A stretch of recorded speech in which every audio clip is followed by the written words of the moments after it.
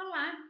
Para quem ainda não me conhece, eu sou a Dani Natali e no vídeo de hoje eu vou falar um pouquinho sobre a lei do pertencimento, que é uma lei sistêmica e faz parte aí das ordens do amor do Bert Hellinger. E o que é para a gente entender, né, uma lei sistêmica? Uma lei sistêmica é uma lei universal, isto é, ela atua mesmo que a gente não tenha conhecimento. E por que ela atua? Pela visão sistêmica, ela existe para que exista ordem dentro dos sistemas familiares. E havendo ordem, o amor ele pode voltar a fluir. Por isso que são as ordens do amor. Nós temos 3 leis sistêmicas: a lei do pertencimento, a hierarquia e o equilíbrio de troca. Hoje, nesse vídeo, eu vou falar sobre o pertencimento, que foi a primeira lei que o Bert Hellinger ele descobriu, ele percebeu atuando dentro dos sistemas familiares. E é uma das mais importantes e aquela que a gente mais vê nas constelações familiares.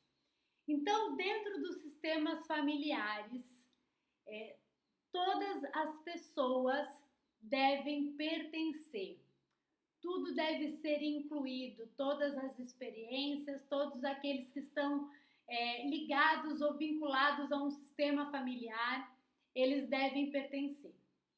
Toda vez que por algum motivo há algum excluído dentro do sistema familiar, as pessoas que virão depois vão de alguma forma se identificar com essa pessoa que está excluída e manifestar alguns sintomas dessa exclusão para que isso possa ser visto.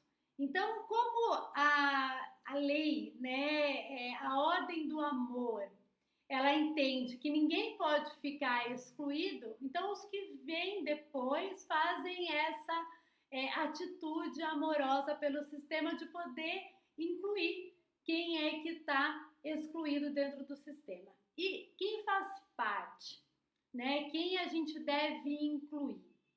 Primeiro, todas as pessoas que fazem parte do nosso sistema, né? Então, todos os nossos parentes, né, consanguíneos, todos aqueles que realmente fazem parte da família, eles precisam estar incluídos. O que acontece às vezes? Pode ser que alguma pessoa, algum antepassado nosso ficou excluído, ou porque a família, naquele momento, em alguma situação anterior,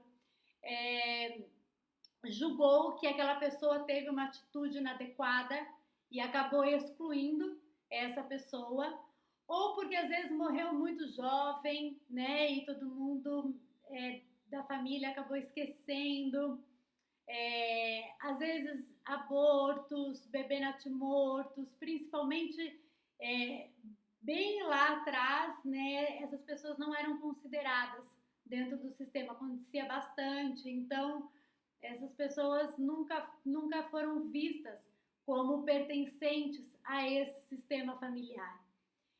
Então, dentro do nosso sistema, a gente pode ter muitas pessoas excluídas.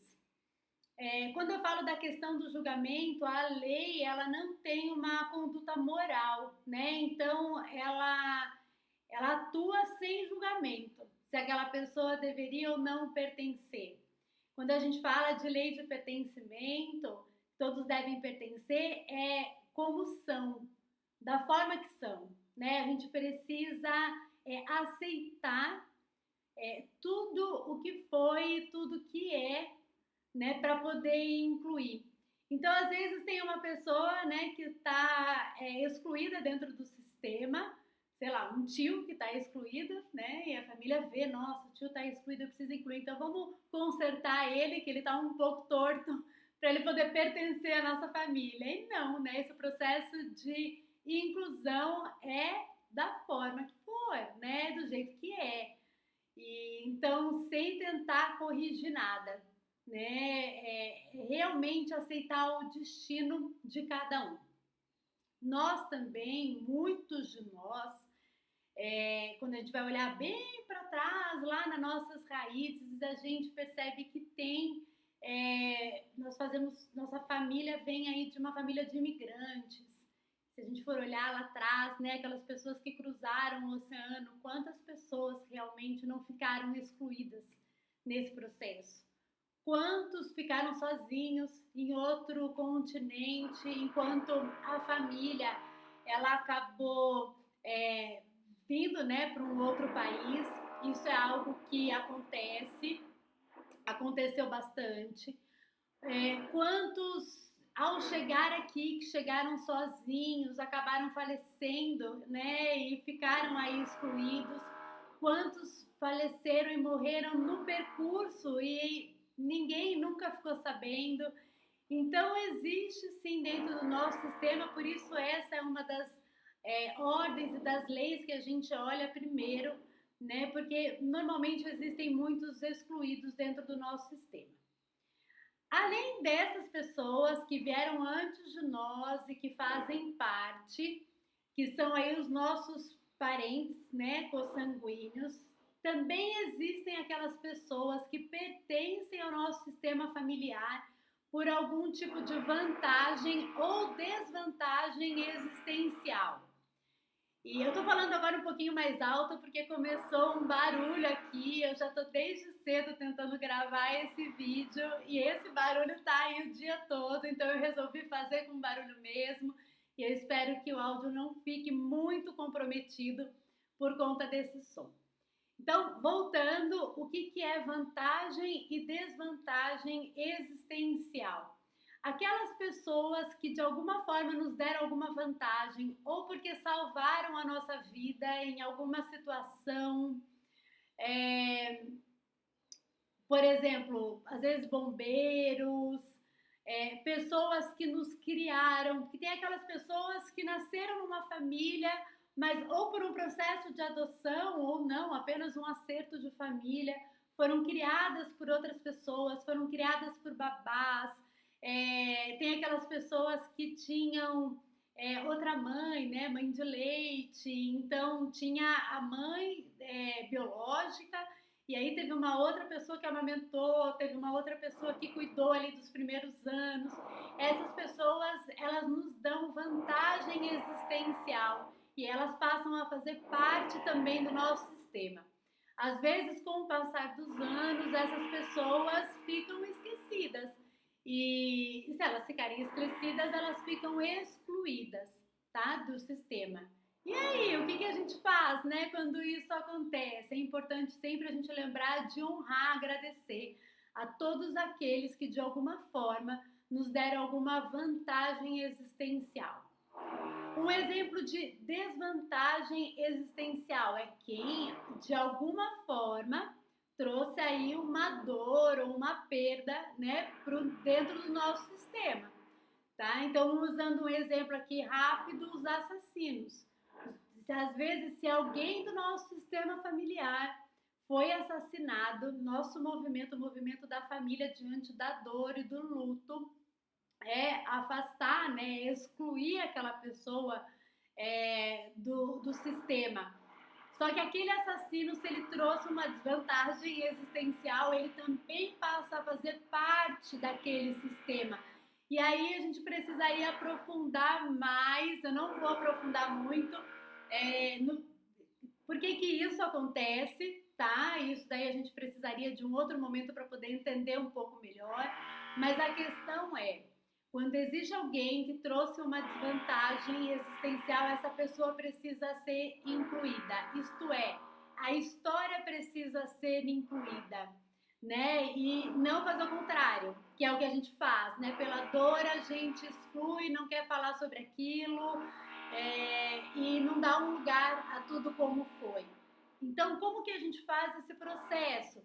É aceitando o destino de cada um, né? Então, se teve alguém dentro do nosso sistema familiar que teve aí a sua vida tirada por uma outra pessoa, a gente precisa aceitar tudo como foi, passado, claro, todo o nosso momento de luto, e aceitar o destino dessa pessoa. Aceitando o destino dessa pessoa, a gente consegue dar um lugar a esse assassino e ele passa a fazer parte. Isso não quer dizer gostar dele, concordar com ele, nada, né? Não é relação aí de afeto com essa pessoa, mas é aceitar a história como foi, aceitar o destino daquela pessoa.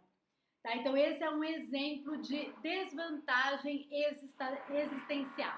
Quem mais faz parte do nosso sistema? Como eu falei no vídeo anterior, os parceiros afetivos anteriores dos nossos pais também fazem parte. Por que eles fazem parte? Porque eles nos dão uma vantagem existencial.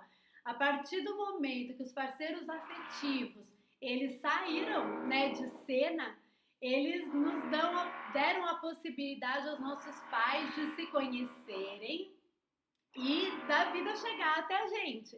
Então a gente recebe ali, através desses parceiros, uma vantagem existencial e eles fazem parte. Quem mais faz parte do sistema? Os nossos parceiros anteriores também, né? Eles também fazem parte. E aí é bem interessante a gente pontuar, né? Porque hoje em dia é muito comum, quando eu falo isso, né, em constelação, as pessoas falarem, nossa, Dani, mas todos, né?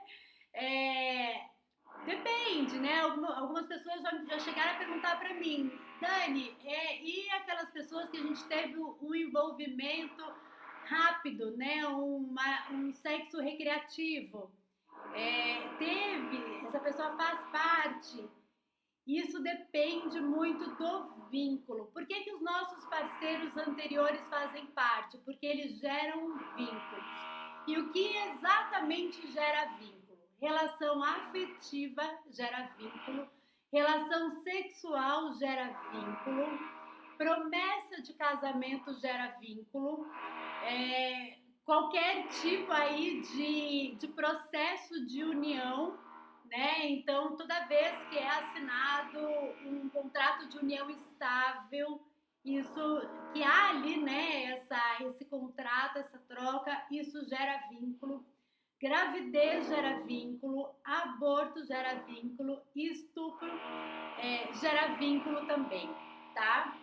Então, quando as pessoas me perguntam, Dani, mas quando a gente fala de parceiro sexual, né, são todos aqueles que geraram vínculo, tá? Então a gente precisa olhar, nada é tão simples, a gente precisa, nesse ponto, olhar para quem que foi, né, recreativa ali a relação, né? Quando a gente fala de sexo recreativo, foi recreativo para quem, né? Se para algum dos lados houve um vínculo, houve um envolvimento, então isso também faz parte do sistema. Toda vez que a gente está manifestando, tem algum sintoma de exclusão, a constelação familiar vai mostrar todas essas pessoas que pertencem e aonde de repente tem algum excluído. E qual é o movimento que a gente faz? O movimento são frases de cura de inclusão, dar um lugar a essas pessoas. Então, quando a gente fala, por exemplo, dos nossos parceiros afetivos anteriores, não é a gente dar, né, manter contato com todos eles, dar um presente para cada um deles, não é nada disso. Como que a gente faz para que essa pessoa pertença ao sistema? É olhar para eles com gratidão, né, e aceitação a tudo como foi, da forma que foi. Né? E lembrar que aquela experiência que a gente pôde viver com aquela pessoa trouxe pra gente ali crescimento e evolução, né? Que a gente precisava para aquele momento. Então, todas essas histórias, elas devem pertencer. Quando tem alguém excluído, alguém acaba trazendo aí um sintoma. A gente observa bastante esses sintomas em crianças. Crianças que têm dificuldades de aprendizagem, hiperatividade, problemas de comportamento, crianças agitadas, agressivas. Muitas vezes elas estão identificadas com pessoas que estão excluídas do sistema. Então é importante poder olhar para tudo isso.